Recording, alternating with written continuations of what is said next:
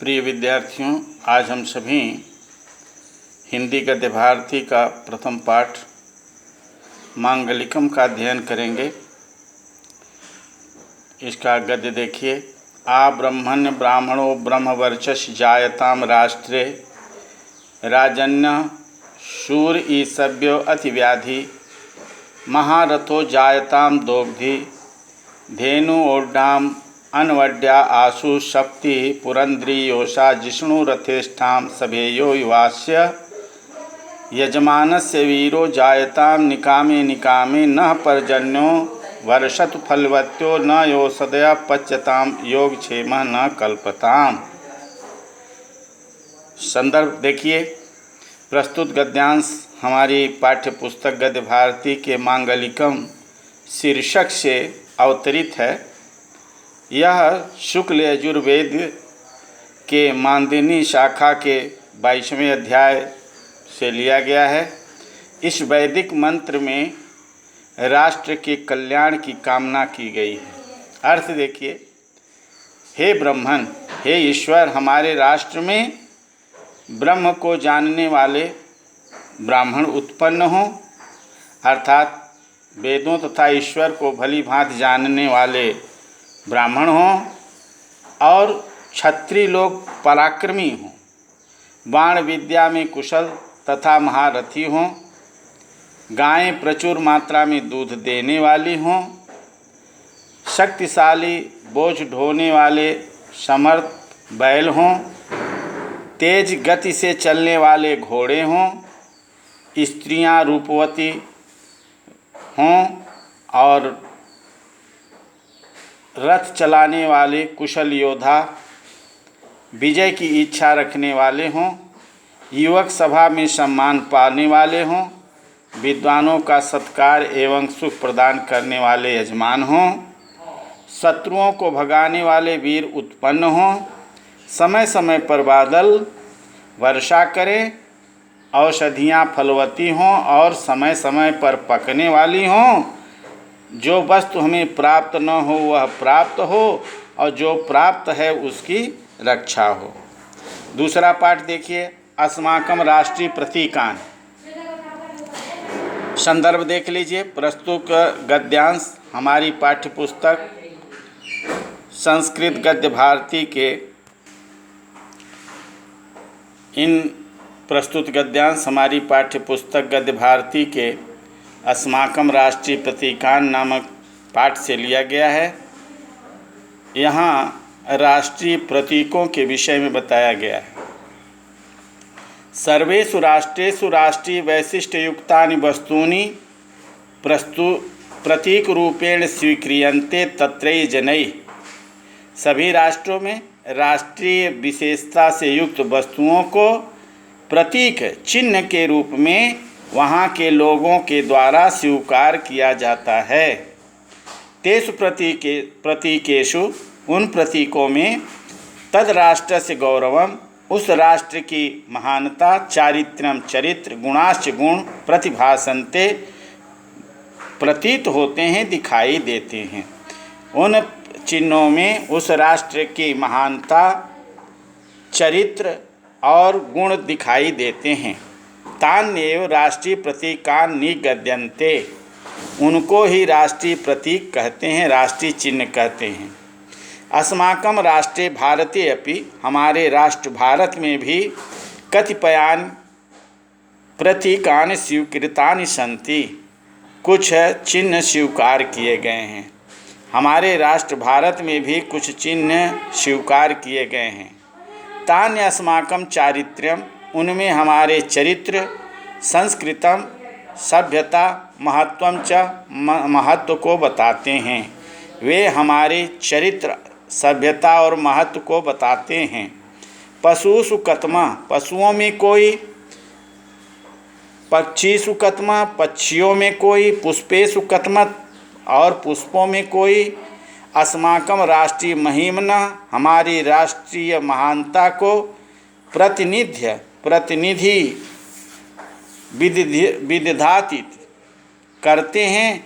ऐसा इति विचारेव, ऐसा विचार करके ही प्रतीकानि निर्धारितानि सन्ति, निर्धारित किए गए हैं। पक्षियों में कोई, पशुओं में कोई, पुष्पों में कोई, अथवा हमारे राष्ट्रीय महानता का प्रतिनिधि करते हैं, ऐसा विचार करके ही चिन्ह निर्धारित किए गए हैं। पक्षिषु मयूरः राष्ट्रीय पक्षी रूपेण स्वीकृतो अस्ति। पक्षियों में मोर राष्ट्रीय पक्षी के रूप में स्वीकार किया गया है। मयूरो अति मनोहर पक्षी वर्तते। मोर बहुत सुंदर पक्षी है। चंद्र कवल संबलितानि चित्रितानि तस्य पीच्छानि मनांस हरन्ति। चंद्रमा की आकृति बनी हुई उसकी पूंछ मन को हर लेती है। चंद्रमा की आकृति बनी हुई उसकी पूंछ लोगों के मन को हर लेती है। यदा गगनम, जब आकाश में श्यामलय मेघारच्छन्नम भवति, सांवले बादल, काले बादल ढके होते हैं, जब आकाश में काले बादल ढके होते हैं, तदा मयूरो नृत्यति, तब मोर नाचता है। तस्य तदानीनंतनम, उसका उस समय का नर्तनम नाचना, नयन सुखकरम अपि, नेत्रों को अच्छा लगने वाला, चेतस चमत्कारकम, आश्चर्यचकित करने वाला होता है। तब वह नाचता है, उस समय वह नेत्रों को सुख देने वाला और आश्चर्यचकित करने वाला होता है। मधुर स्वरो अपि, मीठा मीठा स्वर होने पर भी मयूरो मोर विषधरान भुंक्यते, सर्पों को खा जाता है। मीठा मीठा स्वर होने के बाद भी मोर सर्पों को खा जाता है। इदम एव अस्माकम, यही हमारा राष्ट्रीय चारित्रम विद्यते, राष्ट्रीय चरित्र है। यही हमारा राष्ट्रीय चरित्र है। सर्वेशः मधुरम वाच्यम, सभी के साथ मीठा बोलना चाहिए। मधुरम व्यवहर्तव्यम, अच्छा व्यवहार करना चाहिए। मधुरम आचरितव्यम, अच्छा आचरण करना चाहिए। किंतु लेकिन ये राष्ट्रद्रोहिणों, जो राष्ट्रद्रोही, अत्याचार परायणा, अत्याचार करने वाले, राष्ट्रीय अखंडता को, राष्ट्रीय एकस्य वा अथवा राष्ट्रीय एकता को विघात का नुकसान पहुँचाने वाले, विषमुख वाले, सर्पतुल्या, सर्प के समान, मयूरेणैव, मोर की तरह ही राष्ट्रेण व्यापादयितव्या, राष्ट्र से मार देना चाहिए। सभी के साथ अच्छा बोलना चाहिए, अच्छा व्यवहार करना चाहिए।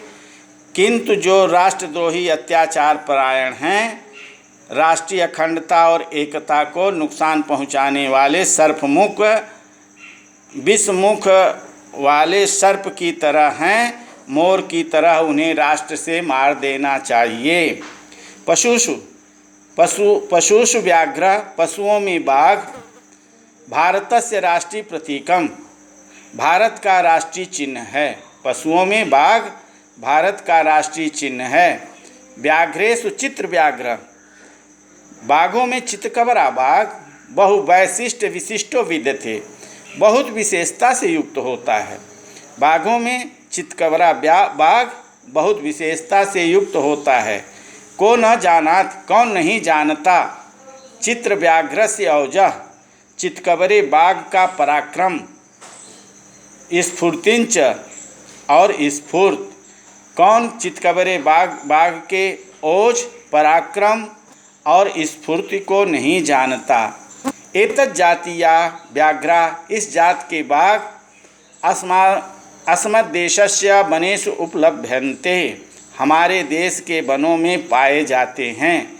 इस जाति के बाघ हमारे देश के वनों में पाए जाते हैं। एतेषां शरीरे, इनके शरीर पर स्थूल कृष्ण रेखा भवन्ति, मोटी काली रेखा होती है। व्याघ्रो असावतीव तीव्र धावक, सतत सावहितः संकटम विदुरादेव जिघ्रन् अपनेतुं सचेष्टः, स्वलक्ष्यम अवातुं कृतिरतः स्वसीमिन एव पर्यटन वन्यो जंतु विस्तृतो जगति।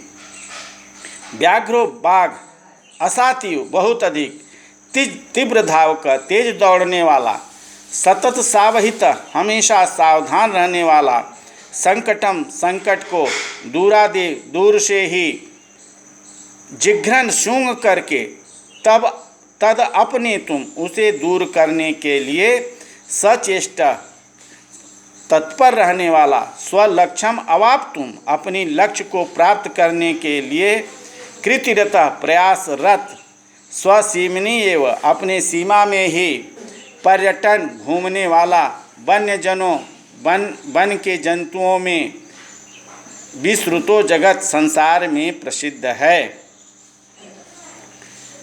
बाघ बहुत ही तेज दौड़ने वाला, हमेशा सावधान रहने वाला, संकट को दूर से ही सूंघकर उसे दूर करने के लिए तत्पर रहने वाला, अपने लक्ष्य को प्राप्त करने के लिए प्रयासरत, अपनी सीमा में ही घूमने वाला, वन के जंतुओं में संसार में प्रसिद्ध है। कमलम सरसिजम पद्मम कमलम सरसिजम पद्मम पंकजम शतदलमित्यादि नामाभि। कमल, सरसिज, पद्म, पंकज, शतदल इत्यादि नामों से प्रतितम प्रसिद्ध पुष्पम अस्माकं राष्ट्रीय प्रतीकत्वेन हमारे राष्ट्रीय चिन्ह के रूप में स्वीकृतम स्वीकार किया गया है। राष्ट्रीय पुष्प से यशो विद्यते, राष्ट्रीय पुष्प के यश को प्राप्त करता है। कमल, सरसिज, पद्म, पंकज, शतदल इन नामों से प्रसिद्ध यह पुष्प हमारे राष्ट्रीय प्रतीक के रूप में स्वीकार किया गया है। राष्ट्रीय पुष्प के यश को स्वीकार राष्ट्रीय पुष्प के स्वीकार यश से सुशोभित है। तस्य कोमलत्वम उसकी कोमलता, मनोहरत्वम सुंदरता, विकासशीलत्वम विकासशीलता, पवित्रत्वम च अपवित्रता को चाभिलक्ष्यव ध्यान में रख करके कवि लोग तस्य बहुशः उसका बहुत से वर्णनम कृतम वर्णन किया है। उसकी कोमलता, मनोहरता, विकासशीलता, पवित्रता को ध्यान में रख करके कभी उसकी बहुत सा वर्णन किए हैं। न कश्चित कभी संस्कृत भाषाया, न कोई कभी संस्कृत भाषा में वा हिंदी भाषा वा अथवा हिंदी भाषा में विद्यते है एन तस्य पुष्पस्य जो इस पुष्प के महात्म्यम न गीतम महानता को नहीं गाया है। संस्कृत अथवा हिंदी भाषा में कोई ऐसा कवि नहीं है जो कि इस पुष्प की महानता को नहीं गाया है। देवानाम स्तुत प्रसंगे देवताओं के स्तुत के समय दिव्य कर चरण आदि अंगानाम सुंदर हाथ पैर आदि अंगों के मानव हृदयस्य मनुष्य के हृदय के चोपमानी कृतम उपमान किया हुआ हमेशा सांस्कृतिक महत्व को विभर्ति बताता है। पुष्पम इदम यह पुष्प देवताओं की स्तुत प्रसंग में मनुष्यों के सुंदर हाथ पैर आदि अंगों के मानव हृदय के लिए उपमान बनाया हुआ हमेशा सांस्कृतिक महत्व को यह पुष्प बताता है। शरद ऋतु में मनोहरम पुष्पमिदम यह सुंदर पुष्प यत्र तत्र जहाँ तहाँ जल संकुलेषु जल के इकट्ठे होने पर तड़ागेषु सरसु तड़ागों और सरोवरों में च अनायासेन उत्पद्यते अनायास ही उत्पन्न हो जाता है। वर्धते बढ़ता है। रविकर निकर सूर्य की किरणों को संसर्गात प्राप्त करके प्रस्फुटत खिल जाता है। शरद ऋतु में यह सुंदर पुष्प जहाँ तहाँ जल के इकट्ठे होने पर तालाबों में सरोवरों में अनायास उत्पन्न हो जाता है और सूर्य की किरणों को पाकर के खिल जाता है। पंके जायते पंकजम कमल से कीचड़ से उत्पन्न होने के कारण पंकज जल संयोगम, जल के संयोग, जल को प्राप्त करके शरत काले चवाप्य, और शरत काल को प्राप्त करके वर्धते, बढ़ता है, शोभते, सुशोभित होता है। तथा उसी प्रकार से कश्चित कुले जाता, किसी भी कुल में उत्पन्न जन मनुष्य सौविध्य उपयुक्त अवसरंच, सुविधा के उपयुक्त अवसर को लब्धवा प्राप्त करके वर्धितुम क्षमत, बढ़ना चाहिए। इति ऐसा तत्पुष्पस्य, उस पुष्प का राष्ट्रकृते संदेश, राष्ट्र के लिए संदेश है। कीचड़ से उत्पन्न होता है, जल और शरद काल को प्राप्त करके बढ़ता है, सुशोभित होता है। उसी प्रकार से किसी भी परिवार में जन्म लेने के बाद सुविधा के अवसरों को प्राप्त करके बढ़ना चाहिए। ऐसा ही इस पुष्प का राष्ट्र के लिए संदेश है। राष्ट्रगान। सर्वेषां स्वतंत्र देशानां, सभी स्वतंत्र देशों का स्वकीयम एकम गानम भवत, अपना एक गान होता है। तदेव राष्ट्रगानम संज्ञया अवबुध्यते, उसे ही राष्ट्रगान के नाम से जानते हैं। प्रत्येक राष्ट्र स्वराष्ट्रगानस्य, अपने राष्ट्रगान का सम्मानम करोत, सम्मान करता है। सभी स्वतंत्र देशों का अपना एक गान होता है, सभी राष्ट्र उसे राष्ट्रगान के नाम से जानते हैं। प्रत्येक राष्ट्र अपने राष्ट्रगान का सम्मान करता है। महत्सु अवसरेषु तद गानम गीयते, महान अवसरों पर वह गान गाया जाता है। यदि कश्चिद अन्य राष्ट्राध्यक्षो, यदि किसी दूसरे राष्ट्र का अध्यक्ष अस्माकं देशम आगच्छति, हमारे देश को आता है, तदा तस्य सम्मानाय, तब उसके सम्मान के लिए तस्य राष्ट्रगानम अस्मत् राष्ट्रगानम, उसका राष्ट्रगान और हमारा राष्ट्रगान वादकई बाद देते, वादकों के द्वारा बजाया जाता है। जब कभी दूसरे देश का राष्ट्राध्यक्ष हमारे देश में आता है, उसके सम्मान के लिए उसका राष्ट्रगान और अपने देश का राष्ट्रगान वादकों के द्वारा बजाया जाता है। महती नाम सभानाम, महान सभाओं के समापन पर तस्य गानम आवश्यकम, उसका गाना आवश्यक होता है। महान सभाओं के समापन पर उसका गाना आवश्यक होता है। विद्यालयेषु प्रार्थनानंतरम, विद्यालयों में प्रार्थना के बाद प्रतिदिनम राष्ट्रगानम गीयते, राष्ट्रगान गाया जाता है। विद्यालयों में प्रार्थना के बाद प्रतिदिन राष्ट्रगान गाया जाता है। अस्माकं राष्ट्रगानम, हमारा राष्ट्रगान विश्वकवि कवींद्रेण रवींद्रेण रचितम, विश्वकवि कवींद्र रवींद्र द्वारा रचित जनगण मन इति संज्ञया, इस नाम से विश्वस्मिन्, इस संसार में, विश्वे विश्रुतम वर्तते, संसार में प्रसिद्ध है। हमारा राष्ट्रगान विश्वकवि कवींद्र रवींद्र द्वारा रचित जनगण मन इस नाम से इस संसार में प्रसिद्ध है। अस्माकं राष्ट्रगाने, हमारे राष्ट्रगान में भारतांगभूतानां, भारत के अंगभूत अनेक प्रांतानां, अनेक प्रांतों का, विंध्य हिमालय पर्वतयो, विंध्याचल हिमालय पर्वत का, गंगा यमुना प्रभृति नदी नाम, गंगा यमुना आदि नदियों का नामोल्लेखम कृत्वा, नाम का उल्लेख करके, देशस्य विशालत्वम, देश की विशालता का, राष्ट्रस्य अखंडतम, राष्ट्र की अखंडता का, संस्कृते सभ्यता का, गौरवंच और महानता का, विश्वकविना वर्णितम, विश्वकवि ने वर्णन किया है। हमारे राष्ट्रगान में भारत के अंगभूत अनेक प्रांतों का, विंध्य हिमालय पर्वतों का, गंगा यमुना आदि नदियों का उल्लेख करके देश की विशालता, राष्ट्र की अखंडता, संस्कृत और महानता का विश्वकवि ने वर्णन किया है। राष्ट्रगानम इदम द्वापंचाशत्पलात्मकम भवत, यह राष्ट्रगान 52 सेकेंड का होता है। तस्य ज्ञाने, उसके गाने में 52 सेकेंड का समय लगता है। न ततो अपि अधिको, न उससे अधिक, न ततो नूनः, और न उससे कम, न उससे अधिक और न उससे कम। तस्या आरोह अवरोहपि निश्चितौ, उसका चढ़ाव उतार भी निश्चित है। तस्य विपर्या कर्तुम न शक्यते, उसमें परिवर्तन नहीं किया जा सकता है। राष्ट्रगानम, राष्ट्रगान सदोत्थितै, हमेशा खड़े होकर, जनैः, लोगों के द्वारा, सावधान मुद्रया, सावधान मुद्रा में गेयम, गाना चाहिए। राष्ट्रगान को हमेशा खड़े होकर, लोगों के द्वारा, सावधान मुद्रा में गाना चाहिए। राष्ट्रगान अवसरे अंग संचालम, राष्ट्रगान के समय अंगों का हिलाना डुलाना निषिद्ध है।